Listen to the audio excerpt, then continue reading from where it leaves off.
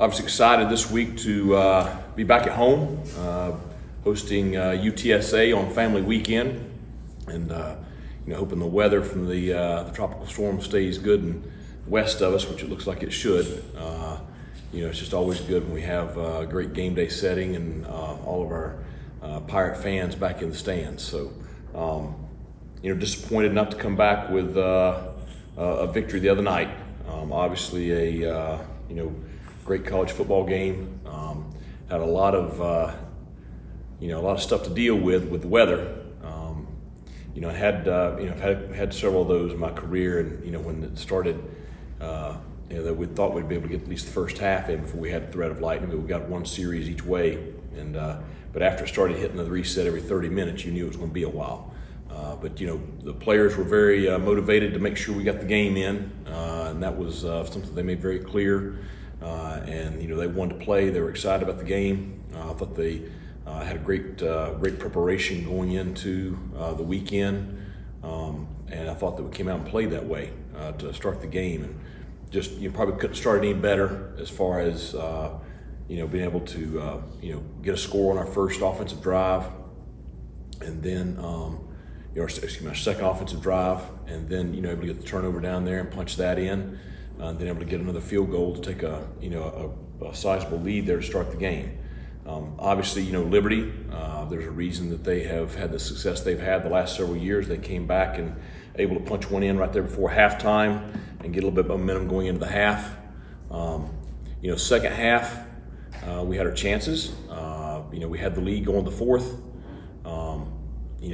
They countered and came back and able to take the lead again, and we were marching right down deep into Liberty territory, and getting ready to go back on top. And disappointed that we had the turnover right there, but our guys battled back. We had another opportunity to drive down and get a score, and not able to do it there. So tough one to lose, but I do see some things that we're getting better at. Obviously, need to improve on third down from our performance the other night. Did not do a good job defensively getting off the field, and that was a big factor there in the second half. A lot of that goes to their play, especially the quarterback. Thought we had him a couple times on several drives where we're ending the drive, and he's able to make a play. So a lot of stuff we have to work on this week to improve before Saturday, but excited about this week's game and excited about the matchup. Questions? Coach, you guys have been so good on third down under Coach Harrell. Did you see a combination of, at times maybe they caught you on the wrong call, and then other times the players just made plays over your guys? What was kind of the combination of issues there? I think that they did a good job with some contested catches. And the quarterback, I don't know which exact drive it was, but it was early there in the third quarter. They ended up getting a touchdown off that drive where we have them deep in their territory. It's 3rd and 12. We have a pressure from the field coming. And really the only thing the blitzer from the field needs to do is, keep the 7 in the pocket. Because we have some looping guys and we talk about trying to keep him caged in all night. And we lost leverage, and we can't let that happen. And then he's able to scramble for a first down and then some extra, and then they went on to score on that drive. So we had several situations like that. So it's a combination of things. Against really good teams, you can't have breakdowns right there. So we've got to do a better job in practice of putting our players in situations to be successful, coaching it better, and making that play when we have the opportunity to make that play. Coach, when you lose leads like that in back-to-back games, how much of that is mental? How much is it physical? And is it just something the team has to learn to keep their foot on an opposition's throat to go ahead and put them out? Well, I think it's a combination of several things. I think, it is a combination of you playing a quality opponent. Okay, you knew that they would get themselves back in it. When you jump out to that lead, but it's still early, 4 quarters is a long ball game. So you got to keep playing. The thing we got to do a better job is we got to do a better job of finishing drives, especially in the second half. And just like we just talked about, we got to do a better job of getting off the field on third down, especially in the second half.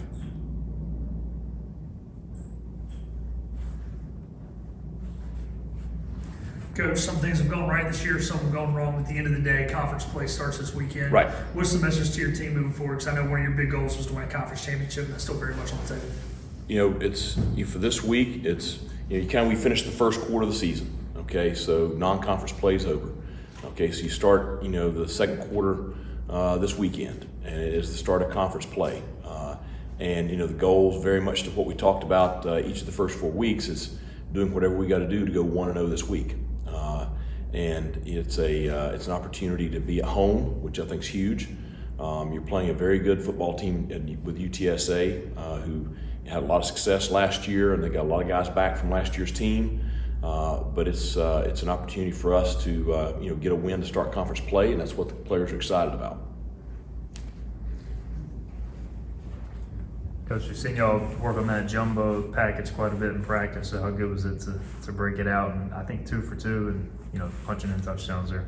2 for 2, and I thought it couldn't have been executed much better. And those guys have been excited to get in the ball game and get that opportunity in those situations. And I think that's the package. We have a lot more to the package than what we displayed the other night, but I think it's something that we continue to use.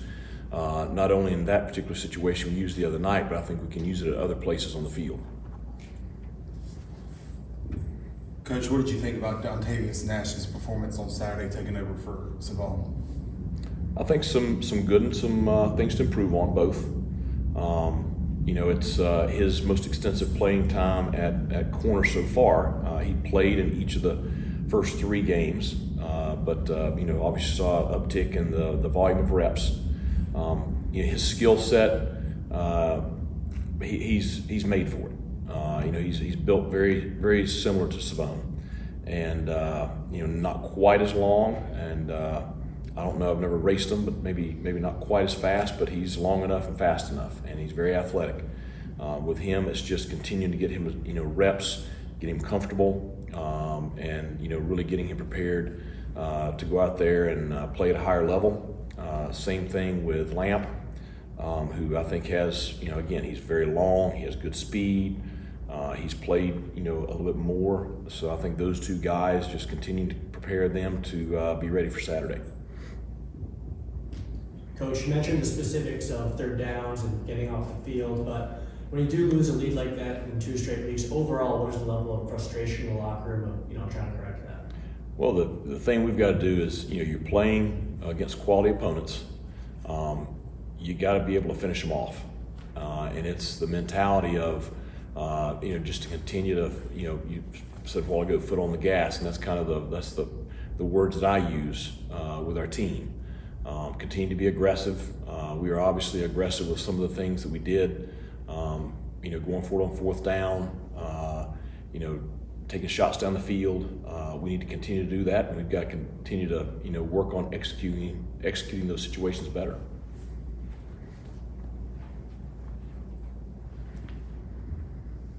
When you look at this weekend's opponent, they finally, quarterback Harris, like after 18 years of college football, has moved on. What do you kind of see from the Roadrunners as far as the quarterback position and their offense this year? Well, obviously, Owen McCowan, he's got good genetics. His dad played in the NFL for, quite a while, and, he's a lefty. He's not as mobile as Harris, but he is mobile. Very good arm, very accurate passer.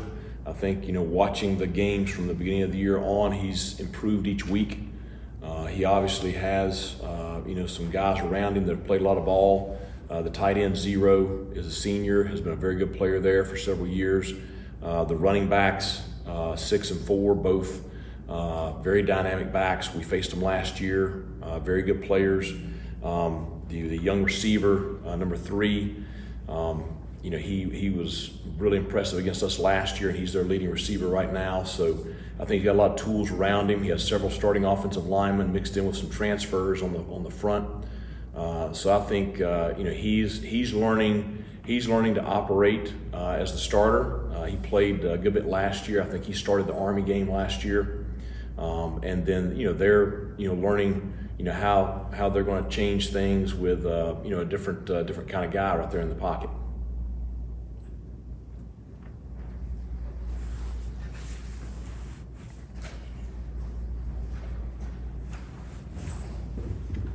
Coach, obviously late night, I guess early morning, however you want to phrase it. How do you get the guys back rejuvenated, because it can kind of mess with your clock a little bit?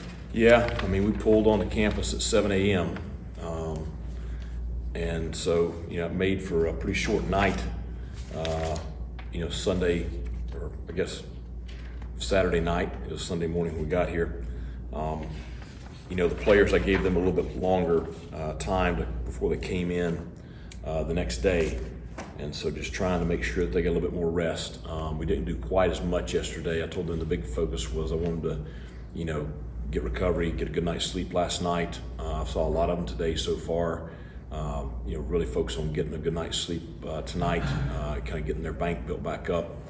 So our big focus is trying to get as fresh as we can for Tuesday, because that is a challenge right there. So I just know this: I slept pretty sound when I finally got to bed last night. So I'm sure the kids did too. So they'll be ready to go tomorrow morning and looking for a really energized Tuesday. And that's the real key, is to have real good work days on Tuesday and Wednesday, and then get our bodies ready for the weekend. Anything else? Coach, just with the '99 team coming back this weekend, obviously a lot of memories from that season, Right. and that team. How important is it to have those old, former guys back and have those kind of moments at Daddy Ficklen? Well, it's important to us to stay connected to our alumni. That's something that I've tried to do since I got here. I think we're doing a better job with it the last couple of years because of Coach Shankweiler being in the position he's in, kind of an alumni liaison. And so he knows so many of our guys that have played here over the years, and he's helped put this whole deal together for the '99 team. It was a special event 25 years ago. I think the team went 9-3 that year, but obviously had to deal with the hurricane and the moving of that game and everything that went around that, and everybody that was involved in supporting, from local fire and rescue and police and all that supported that team and helped them navigate that situation. So I think there's just a lot of special memories because you navigated that situation successfully, and so that's a memory that those guys will never forget. But our alumni are important to us, and want them to know that they're always going to be a part of our program, and they're a priority to us when they're back on campus.